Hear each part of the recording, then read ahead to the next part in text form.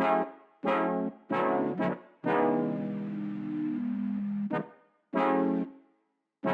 guys, it's Mikey and today I'm here with Vogue and I'm gonna be walking you through my beauty routine.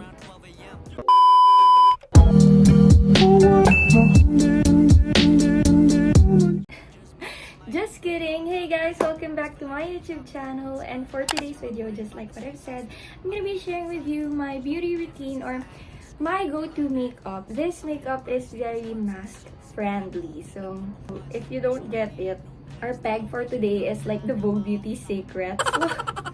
So I'm gonna be sharing with you my makeup routine. Yun nga, it's very mask friendly kasi sometimes like when I use cream blushes, pag nag-mask and then tinanggal, kunyari picture, pag tinanggal, nasa mask na lahat, but then with this, it does not transfer sa mask. So I really love it. So yeah, without further ado, let's just get started. By the way guys, before I start, please do stay tuned because by the end of this video, I'm gonna be having a mini giveaway. So yeah. So let's get started. Before everything else, I already did my skincare routine, which is basically just washing my face with the Innisfree, this one. I forgot what's it called, but it's Innisfree. And then I just put on Cetaphil and then the Innisfree for my pimples. I forgot what they're called. And then after that, of course, I'm gonna be putting on some lip balm. My lip balm, the lip balm that I use is this chapstick skin protectant in Classic Spearmint. So, yeah. So, I'm just gonna be putting this on. So, I use this every day. Parang every other minute. Just kidding. But I use it a lot because my lips tend to be chapped. So, before everything else, I would like to put on these pins. Syempre, sa mga nagvo-Vogue, we always have these pins. And, you know, they are our peg today. What I love about these pins is, hindi talaga siya nagmamark. I just got this from Shopee. I'll put a link down below so you guys can also check it out. I call them the Kylie Jenner clips kasi kay Kylie Jenner ko to unang nakita. So yeah, I did that so that my hair won't go to my face while putting on some makeup. So first is, I'm gonna be using this. It's the Baby Skin Pore Eraser. This is my all-time favorite primer kasi it just makes my skin so smooth. Yan, it's actually paubos na. I just put a good amount. And then I just put it all over my face. I know it shouldn't be like that. Pero, yan, nasanayan ko na siya. So, yeah.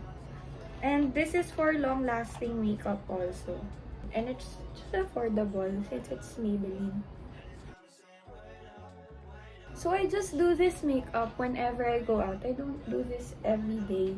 Kasi nasa house lang naman ako. So, I don't see the need to put on makeup. Plus, I'm kind of breaking out sa ganito. I don't know if it's because of my shampoo or what. But yeah.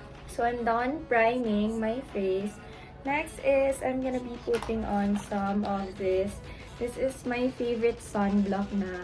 This is the Sun Glow by Fresh Cream Tinted Sunscreen. It has SPF 50 PA+++ in the shade Fair. What I'm sad about this lang is wala akong exact shade, but then this one is better than the purple one for me. Kasi I used to have the purple one. It's dark on me. But then ito, parang pag namamarinate na yung makeup sa face, parang pag tumatagal na siya, okay na siya. So, I just prefer this than the darker one. And it gives me that glow effect. So, I really love it. So, I just pumped a little.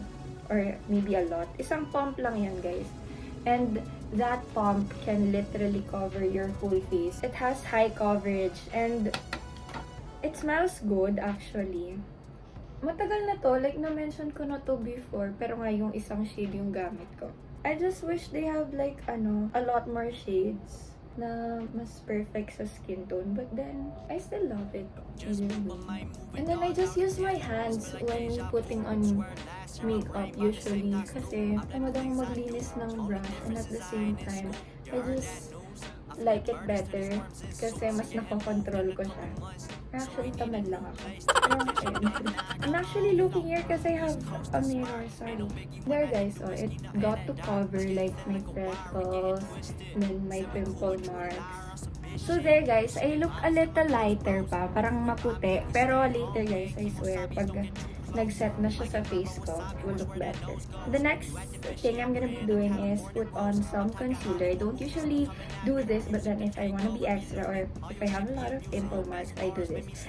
This is the Cover Perfection Tip Concealer. Before, I think it only used to have 6 shades, but then now it has more shades when I checked it sa Shopee. So, a lot more people can buy it. I like this because it has good coverage also. Parang my skin but better, ganun. Then I'll just use my hands also to blend them. Ito, same shade talaga ko. Same shade ko talaga. So, I'll just blend them. I do this, parang medyo na-highlight niya na rin yung nose. Parang instant contour. By the way, guys, I'm not an expert when it comes to makeup. I just do what works for me. Next is, I'm gonna be contouring my face since it's a little white nga. This is what I do to make it a little bit more my shade. I put on some contour. So, I use this. This is from Squad Cosmetics. And then I just saw on TikTok. Parang, do you guys know yung here? Parang meron siyang ganon. Yung sa... Basta parang meron siyang butas. Yung dulo ng dito. Kalimutan ko yung tawag. Basta yung dulo niyan. And just put on a circle. So, do this. Just do that. Then just blend it upwards. Then, you know, it contours your face already.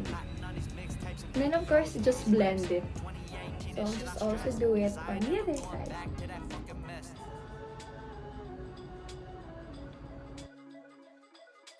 And then the leftover, I'll just put it here. And then if I'm feeling a little bit extra, I'll put a little dot long here on my jaw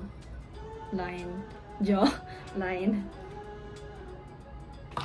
Going upwards also. Going to my jaw. Then the excess, put it here.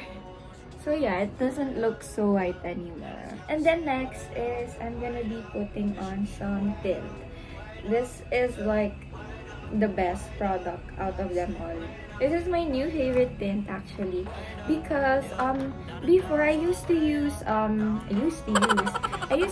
cream blushes, but then with the mask situation na parang it just transfers sa mask. It's not super long lasting. But then without the mask, if I'm just gonna stay at home, I would really love to use like cream blushes pa rin. Ito lang if may mask. Kasi it's like waterproof. It's so hard to remove lang sa fingers, but then it's nice. And it's super pigmented. That's why you have to be very, very, very careful. I'm not really sure if I can put it nicely right now, but let's try. So I'll just put a dot there. Just a little talaga kasi a little goes a long way. Then, just put it upwards. You have to work fast with this. I just put it, konti-konti. It's buildable naman, so it's safer. And I just blend it upwards also. So, yeah, I'll add more.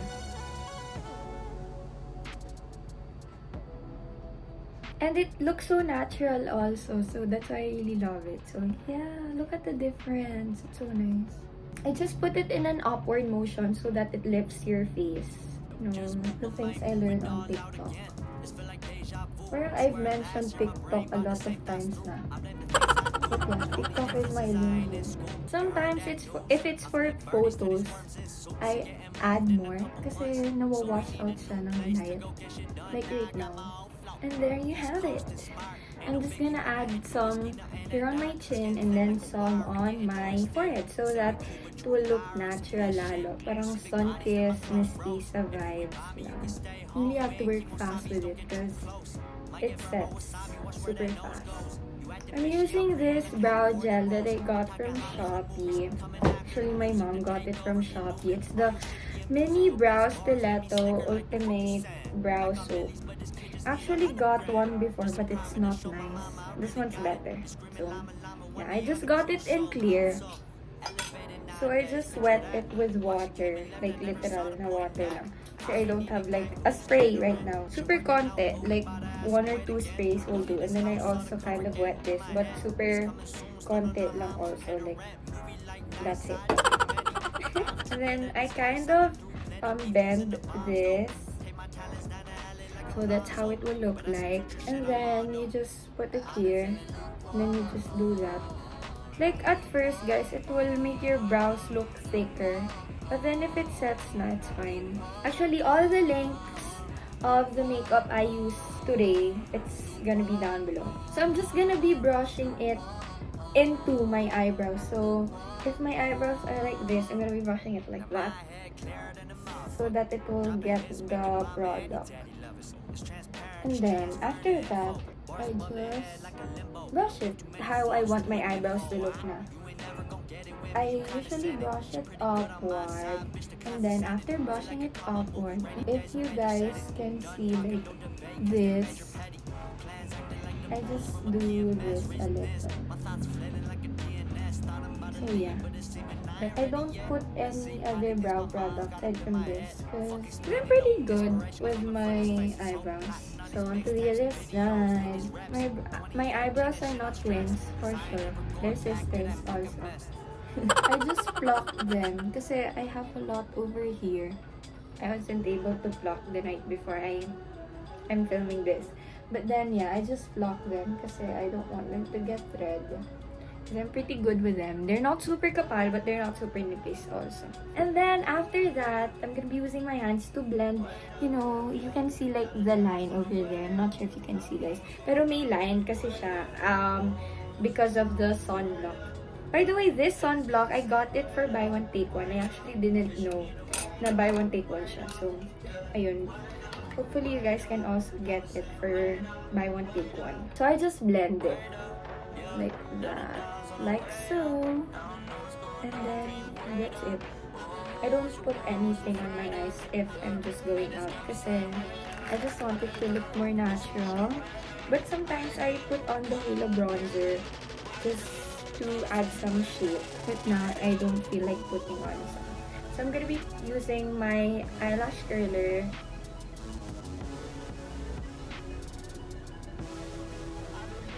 There. And yeah, that's it. And then after that, if I want my makeup to be set, I use this.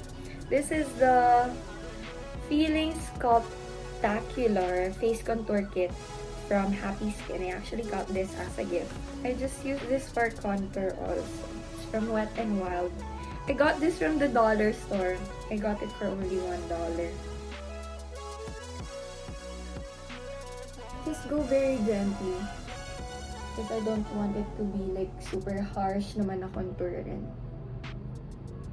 And then I just put it over here. And then a little here. And then I'll put on some highlighter. This is my new favorite highlighter. It's the Moon Highlighter in the shade Celestial. So I just put it here. Can you guys see that glow? I'll also put some over here. And then I put some on my nose.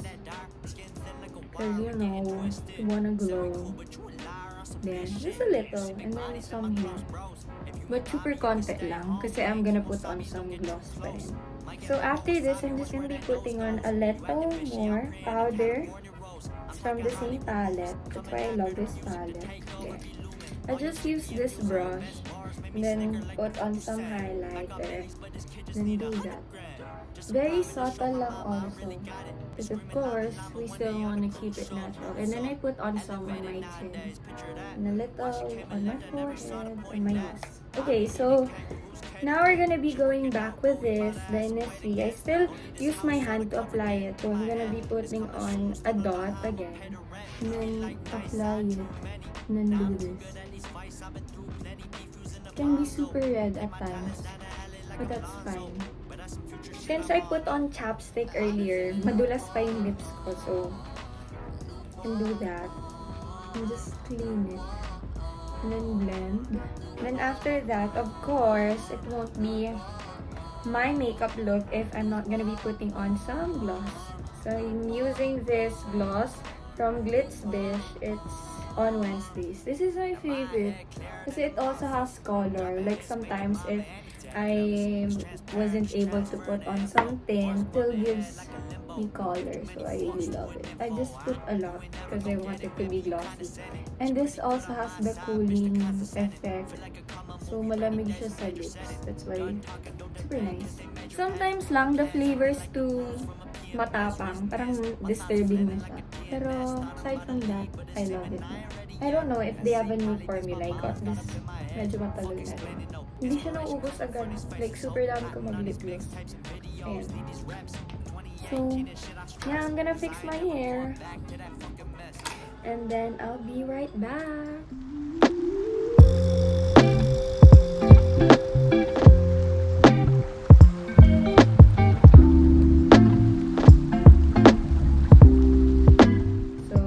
That's my final look. So right now guys, I'm gonna be hopping on to the giveaway. So our giveaway, it's not much. So I'm gonna be giving away this 2 Squad Cosmetics palette. This is the Squad Fire eyeshadow palette. And this is the Squad Coral eyeshadow palette. So there will be one winner of these 2 palettes. So to join, the mechanics are, first, of course, you have to subscribe to my YouTube channel and, of course, like this video. And then, you have to also follow me on IG and TikTok, which is at Mikee Abueg. And then, you just comment down below your video suggestions and, of course, your social media accounts. Like, for example, here. I'm gonna be putting on an example. The deadline of entries will be on February 19, 2022. And I'm gonna be announcing the winners once we hit 4,000 subscribers. So right now, I have 3,925 subscribers. So 75 more guys. Let's go. So that you guys will know who's gonna be the winner of these 2 eyeshadow palettes. So I'm gonna be announcing the winner also here on YouTube and on my Instagram account. So follow me on Instagram and TikTok and of course subscribe to my YouTube channel. So yeah guys, I hope you like this look that I created. This is just my go-to makeup look. It's just super easy. I just do it super bilis lang din. Especially when I'm on the go or usually we leave the house super early. So I just do this makeup look because it's just pretty fast. Sometimes I tend to miss some steps like putting on the powder contour and the powder highlighter.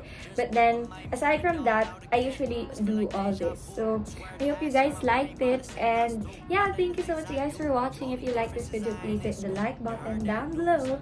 And if you want to see more of me, please hit the subscribe button down below and click the notification bell beside it to get notified every time I upload a new video. So, thank you so much guys for watching. I hope you guys can join my giveaway. This is Mikee saying, don't let your dreams just be dreams, make them come true.